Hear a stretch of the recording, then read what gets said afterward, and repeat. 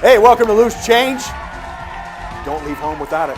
I'm Jim Evans. Thanks for joining us. And as always, you will be so glad you did because we have another tremendous guest standing by. So hang with us here. What's been going on? Greg, as always, I'm at home, laying on the couch. Joe's in and out, TV's on.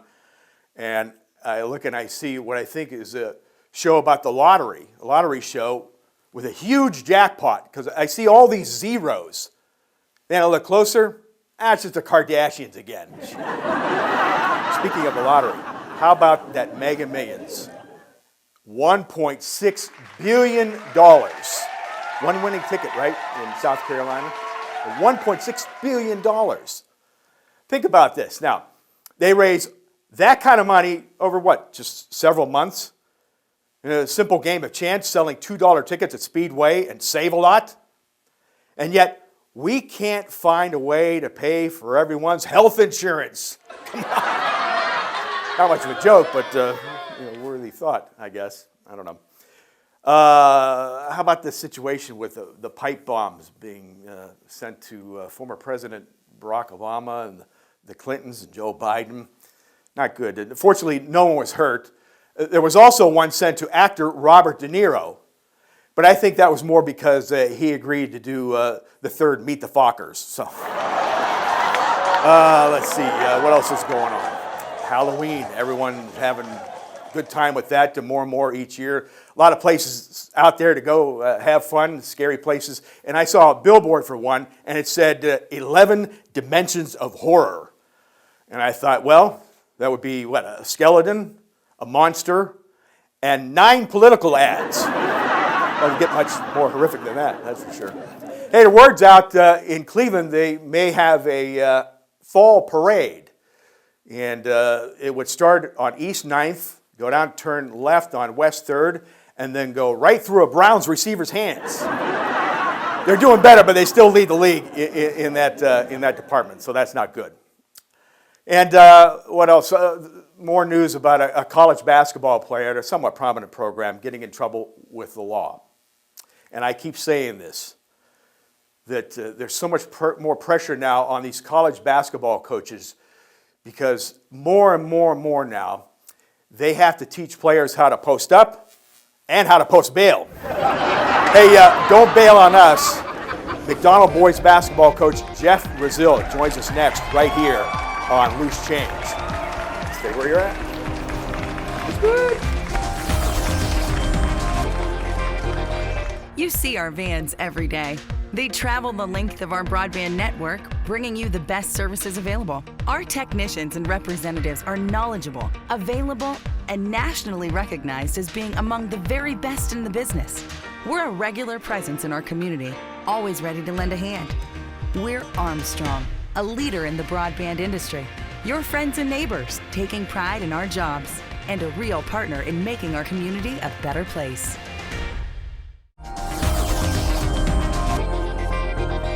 Welcome back to Loose Change. I'm Jim Evans. I have the great pleasure to be joined by the head basketball coach of the McDonald boys program, Jeff Rasile. Jeff, thanks for being with us. Appreciate thanks for having me. You being here. It's been a long time coming, but I'm sure glad you stopped by to spend some time with us. And what we like to have our victims or our guests do off the top, for those who don't know, is give a little background information, a little touch on your resume, where you went to school, and how your career path took shape. Okay, well, I grew up in Hubbard, and I graduated from Hubbard High School in 1990. Then I went to Youngstown State, got my teaching degree there, and shortly after getting a teaching degree, I got hired out at Champion as a teacher, a history teacher at the high school. I was fortunate enough to know the assistant principal pretty well. I played a lot of basketball with him. And my third year at Champion High School, I got hired as the boys basketball coach there, and I was there for 4 years. And then I live in McDonald. When my wife and I got married, we moved to McDonald, and I resigned my position from Champion, and the position opened up at McDonald. It just kind of fit for us. So I've been at McDonald for the last 15 years. Wow. Yeah, you've been one of the great coaches we have in here. We have a lot of them for sure. And what is it about basketball that drives you? I think it's the constant pace, just the action. I probably am a little hyperactive in general. I mean, you've seen me coach, so I like the pace of the game. In a good way. I guess in a good way. I'm glad you would say that. Yeah, I grew up playing baseball. My dad was a baseball coach for 35 years, and I enjoyed baseball, but at some point it just became a little boring for me, just because of the pace. So the basketball just, I love the quickness and the constant action. What would you say would be your coaching philosophy if you could summarize that in a subject? You know what? Everybody has different philosophies. Yeah. I just, we want to go out there. We want to outwork you.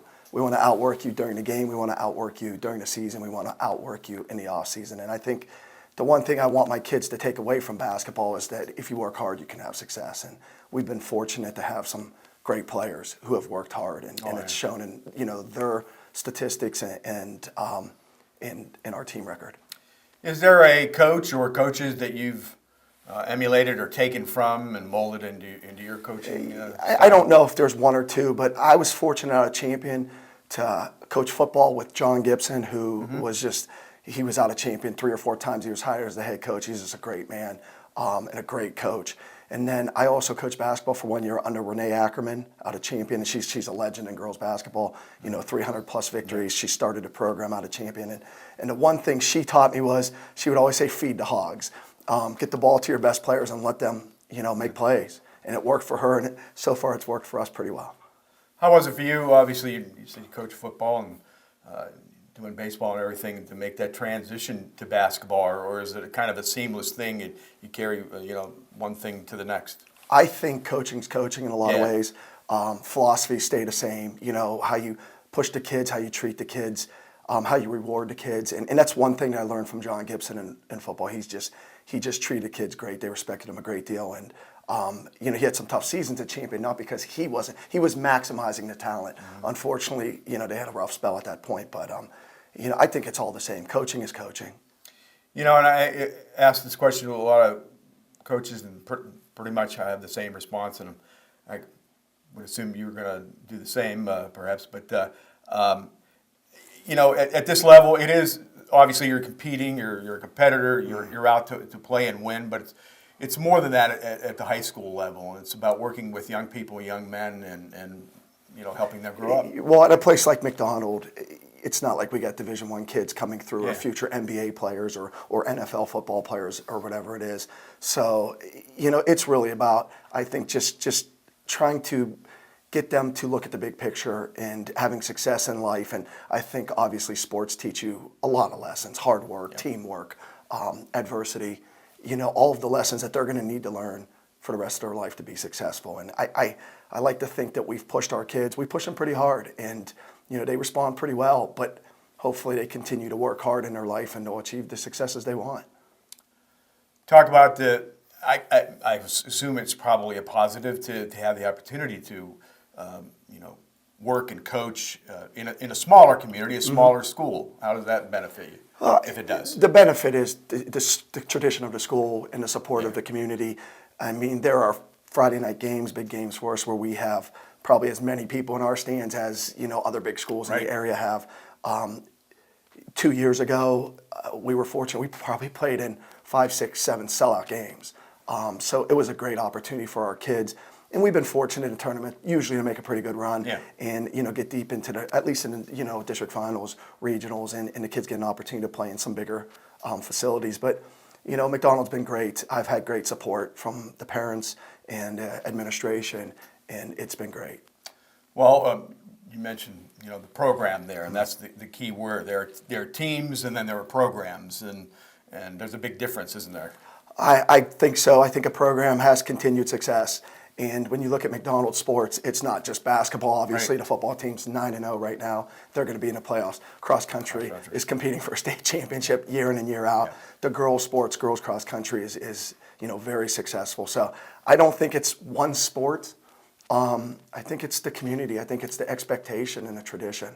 It's that winning culture within absolutely. The community. So expectations are always high. Absolutely, always high. And this year is going to be an interesting year for us. We lost a lot of players over the last 2 years, but the kids expect to win, and I think that carries you over.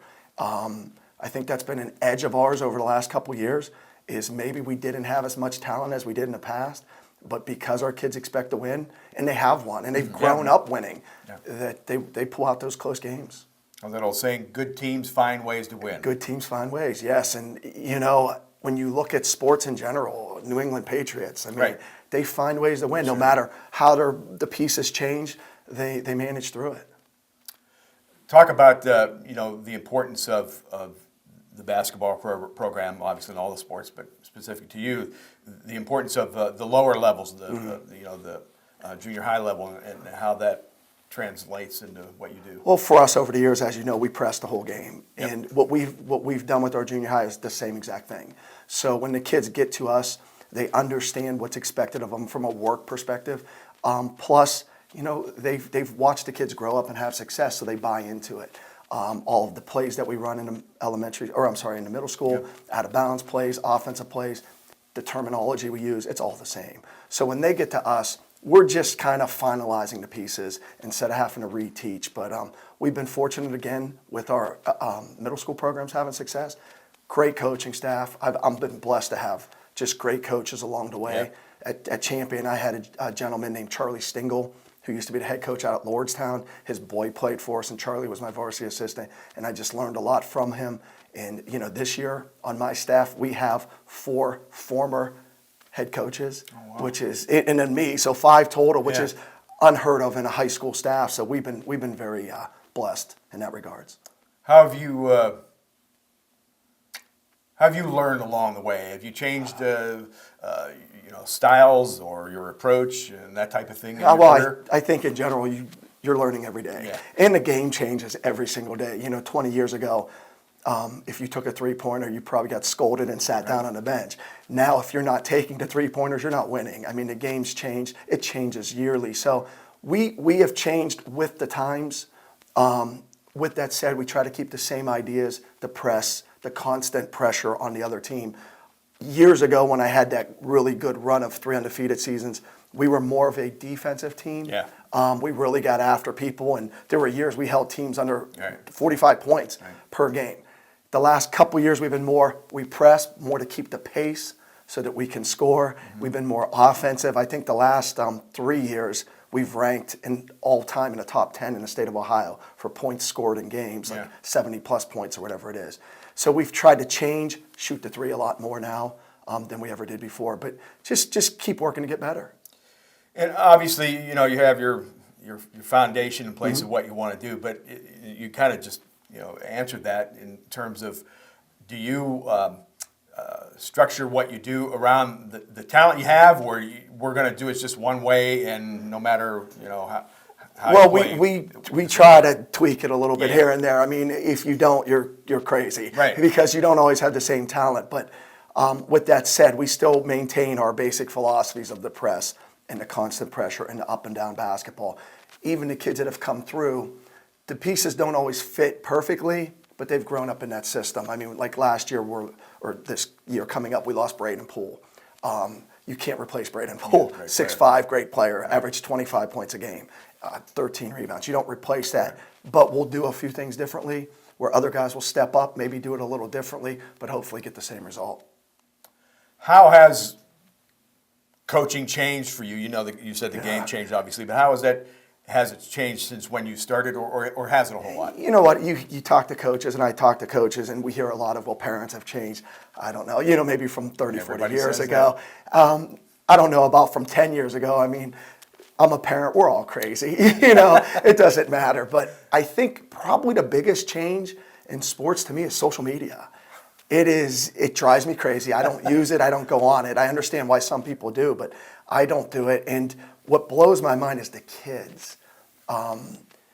It's kind of taken away the rivalries a little bit because all the kids know each other. Like Right. when I was growing up, you knew who played for Brookfield, But you didn't know them. Now they all know each other. They all play with each other and, off season. But we have a rule in our program, very specific, 7th through 12th grade, that kids aren't allowed to post anything about McDonald basketball on social media. They can retweet maybe a news article or something of that nature, but they cannot post their own thoughts because, there was a year we had a 6th grader taunting other 6th grade teams. Wow. And enough is enough. Yeah. So I think social media is really a downfall. And I even see some of the coaches get so involved in it, I prefer to stay off it and, just worry about winning games and teaching kids. Greg, every coach we talk to, and they all say exactly the same thing. It's brutal. People can't believe. I've seen some ultra successful coaches, and their kids are on social media blasting other kids and other teams and other coaches. If I come across one of my players on social media blasting another coach from another team, they're in big trouble. There's just, there has to be a respect level. Absolutely. And I'm blown away by that. So we convince the kids that we have all of their Twitter accounts, all of their Facebook or whatever the kids do nowadays, Instagrams, whatever they do. We really don't, but we convince them of that. And, they've been good, so we don't deal with those problems. All right, we're going to take a quick break, and then we'll be back more with Jeff Rasile here on Loose Change. We'll be right back. Welcome back to Loose Change, along with Jeff Rasile. I'm Jim Evans, and before the break, we're talking about the kids and social media, and I talk a lot with people and other coaches. It's easy to get caught up in high school sports, and it's a good thing. But I think for coaches and even fans, a lot of times we forget that you're still dealing with 15, 16, 17-year-old kids, and obviously that makes it more of a challenge for you as a coach. Well, even our decision making as adults is crazy at times. Oh, yeah. So when you put a 16-year-old with a phone in their hands and they can instantly start typing things, you don't always make the best decisions, and that's why we just try to encourage our kids to think before they start typing, and we try to just respect for other people. What are your expectations out of this year's team? This year will be an interesting year for us. We had a great summer, a really good summer. We're replacing Braden Poole and Matthew Beadle and Rico Rodriguez. Not easy kids to replace. We have Josh Selly returning as a senior and Zach returning as a junior. And outside of that, we don't got much experience coming back, but we had a really good summer. Kids played hard. So if it all gels together, we'll be solid. We'll be in the mix again. And of course, your son Zach, the 3-point master in our area, and talk about him. I know you're very proud of what he's achieved, and he's a sensational player. Zach works hard. He's in the gym every day. Yes, you can tell that he's worked to get to this point. I just respect what he's done. He's a great kid. He's a 4.0 student, so It's not just on the basketball court. We like to think he's making quality decisions in his life, but the successes he's had, he's really worked hard to earn those. Does he have the green light on the three? He's got the green light whenever he wants. Yeah. We actually have a couple coaches who came over from Struthers. Jimmy Francicelli's with me this year, and Paula DePasquale, and they've been with us all summer, and they're just like kind of amazed at times watching him in scrimmages. But he's got the green light, and he really doesn't take many bad shots. So, and many times we have to encourage him to shoot more, even. But he's worked hard, and Josh Selly this year is going to be a huge plus for us. A kid, great football player, playing quarterback for McDonald, and he just is 100% all the time. Yeah. So. Can't have enough of those kids. And you mentioned about Zach, and he set the state record. Correct? He did. Yeah, in his freshman year he made 140. The record was 122, I believe. Yeah. And last year he made 105 or 107 at one or the other, which was like 7th place all time in Ohio, tied for 7th place.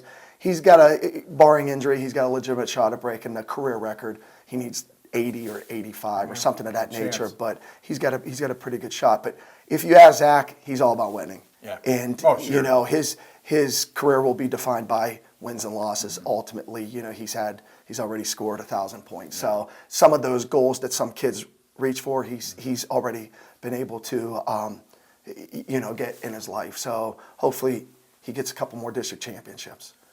As is any great player and shooter, he's a marked man. And it's not just what I've had a chance to see. It's not just catch and shoot for him. He really has to work, to get good looks. Yeah. So that adds to the what he's doing. Well, last year we had 4 teams that triangle and two'd him with 2 guys on him. Wow. He sees a box and one almost every game, in the face guarding every game, and it wears at him. And he's gotten stronger, but ultimately his teammates have been able to pick him up the last couple of years, and the more success they have, the more success Zach will have. Just take the pressure off him. I believe you open with Girard. We do. And that's going to be a challenging matchup for both teams. Talk about that. Well, Girard's very good. Yes, Coach yeah. Hannon does a great job with them. You know, I think they're returning 4 starters from last year's team. Right now, who knows what's going to happen between the football teams because McDonald and Girard are both in line to make the playoffs, so we may be delayed. But Girard's always been a good matchup for us. Not easy games. They're bigger school. And a little bit of a rivalry because it's right over the bridge, but always good competition. But that's okay. I mean, you want to be in games like that. Yeah. Our non-conference schedule this year, we play 8 non-conference games, and it's brutal. Girard, Niles, Warren, JFK, Bristol, Valley Christian, Youngstown, Cheney. I mean, there are no easy games, and I heard Youngstown Cheney's going to be very good this year, their first year in basketball. So, you know, we try to upgrade every year, and it's difficult. People are saying, you need to play better teams, you need to play better teams. There's times where we can't get those games, and I understand. We've reached out to some other teams, bigger schools in our area, and they don't want to play us, and I get it. And, you know, our fans don't want to drive 2 hours to play a basketball game. They don't want. They want to see the game, and I don't blame them either. Right. Yeah. So it's not always easy, but this year we were able to put together a pretty good schedule. Talk about the league and the competition there for you. I think the league is wide open this year. Springfield's going to be very good. Louisville, Waterloo. I don't know much about them, but I heard they got 3 transfers in, and I knew they were returning a solid team anyways. Middle Ridge is going to be solid. Sebring's going to be solid, as well as others. There's no easy games. I think most of the previous years, we were probably the favorite to win the league. This year, I think it's wide open. I definitely wouldn't count us out, but you know, we're going to have to work hard. Are your goals, you know, obviously a game at a time, week at a time, get that league and then get postseason and make your move from there? Our goal is always the same, district championship. Yep. We want to get to that game, give us a shot at advancing. You know, regionals is a whole nother element, and people don't understand that. We've been fortunate to have great success at McDonald, and people say, well, you haven't made it to the state. Well, that's not easy to do. And when you get to regionals, you're playing a whole different beast. You know, think about the state championships in basketball in this area. We have 2 in the last, 30 years, Girard and Camel. And with all due respect to those programs, they both had foreign exchange students that helped those teams win. It's not easy. And Ursuline the next year after? Did Ursuline win one? Okay. Yeah, okay, I remember. And they were like 500, right, yes. Going in. Right. And they won it, yes. Right. I mean, they're not easy to get. It's not easy to get the regionals. No, it's not. And when you get there, you're playing a different type of team. But, you know, we always like to get there and roll the dice and see what happens. You know, and I don't want to say getting arguments with people, but I think, you know, a lot of people put winning the whole thing, all their chips on that. And I get that, but that doesn't necessarily mean you don't have a good product and a good thing Absolutely. going. And I think we have a lot of that here in this area. Well, I think with this area, one of the things that we're different than most other areas is how many schools we have. Yeah. We have a lot of smaller schools, Right. whereas if you look at other areas, there's more bigger schools, less Division III, Division IV schools. So if you combine some of these schools, not that I think that should happen, but it would be a different product than you would be getting, and you might see more competitive teams moving forward and advancing to state or whatever it is. You know, one of the cool things about basketball, pardon me, you mentioned Ursuline, finish at 500. It's a long season, and you can, you know, hit some bumps along the way and not do so well, but you can get traction towards the latter part of the year and then into the tournament. That's a cool thing. And everybody makes the tournament. Versus football, you got to qualify. Right. So, you know, once you get the tournament, a team like Ursuline, I remember that team, they were very good. Yep. You know, they had guard play, they had size, they had great coaching. You know, once you hit the tournament, anything can happen. And, you know, 2 years ago, we played Southern Local in the district finals. They weren't one of the top probably 6 or 8 teams, but they had a couple upsets, and they got to the district finals and gave themselves a shot at advancing. So anything can happen. Well, I've had the great fortune in recent years, obviously, to cover on the TV side, but then to do radio and some TV play-by-play. And there have been a lot of great local matchups and great games that I've had a chance to be part of, even just here in the area, not even so much, you know, once we get into tournament play. And you had mentioned, and I had the chance to do that game you had against Warren JFK when they moved it over Yes. to Warren. And what an atmosphere that was. I mean, it doesn't get any better than that, other than it didn't work out for you that night. Right. But nonetheless, that was such a great thing for local sports. I absolutely agree. I think it was a great thing for local sports. When we got snowed out, I believe it was going to be a Tuesday night. We got snowed out, and they moved it to the next night to Warren because it didn't make sense for both of us to drive to Canton and play the game. No. There was some debate where they were going to play the game, and they came up with Warren, and I took a little heat because I said, we'll play at Warren. We don't care. Well, you're playing them. That's a Warren team. You're playing them. We don't care. Right. Line up the game. Line up, and let's see who wins. But, it was a crazy atmosphere. About an hour and a half before the game, it was already sold out. Well, it was sold out way before that, but it was already jam-packed to get your seat. I got phone calls all day for tickets. I was in school. I said, I have no tickets. But what an environment for the kids, something that they'll never forget. We were in a game similar to that many years ago against Youngstown Christian down at Struthers. Yes, I did that game. Oh, did you? Yes, I mean, that was an awesome environment. Same type at Struthers Fieldhouse, which I absolutely love. I think it's the coolest facility in the area, and it was completely jam-packed an hour and a half before the game, and it's just great for the kids. And I remember that game as well, the intensity and the energy from start to finish. Yeah. It wasn't, up and down, or it was like bang, and then all the way to the finish. Well, we told our kids, we really thought we were a huge underdog. We were undefeated that year. They had one loss, but we thought they were pretty good, and they were pretty good. And Dolph's a great coach, and they had size, they had guard play across the board. And we told our kids that we had to keep this game in the 40s if we had any shot, which is crazy because we averaged 75, 80 points a game. And we get into the game, and at the end of the first quarter, I think it's 20-14 them. And I said, there's no way. We're just going to get run off the court. And they scored 22 points in the next 3 quarters. We beat them basically in the last minute of the game. I think it's the biggest win in McDonald history, although I'm not a McDonald historian. It's easy for me to say. But I think and it was just unbelievable for the kids. What would you say? I mean, McDonald folks, they know what they're going to see from you and your guys. What would you say to local basketball fans about to sell the basketball product, not just McDonald, but the area in general? Well, I think from our standpoint, you're going to see a lot of action. We're going to be up and down and just running, playing defense, rebounding, shooting a three. So our standpoint is, I think we're an exciting team to watch. I think it would be hard for us to ever go back to, I'm going to call it normal basketball, but in the area, we've got some great players and some great coaches. Absolutely. I mean, we've got some elite coaches who have done it for a long time and continue to win year after year after year. And I don't even want to start naming the names because there's so many. Yeah. There are so many. And I'll use Marty Hill from Wyndham, although it's not directly in this area. He's been there for 40-plus years, and he just continues to win. And Coach Grisdale and Coach Collin and all these guys just continue to win. So it's just, if you get an opportunity to come out to a game, I think that you get your money's worth. Well, I hope we have the opportunity to see you along the way here. And I can't thank you enough again for coming in. Unfortunately, we're out of time, but best of luck this season, and hopefully we have the chance to see you. Thank you. Thanks for having me. Okay, thank you. Jeff Rasile. We'll be back to wrap it up here right after we do this.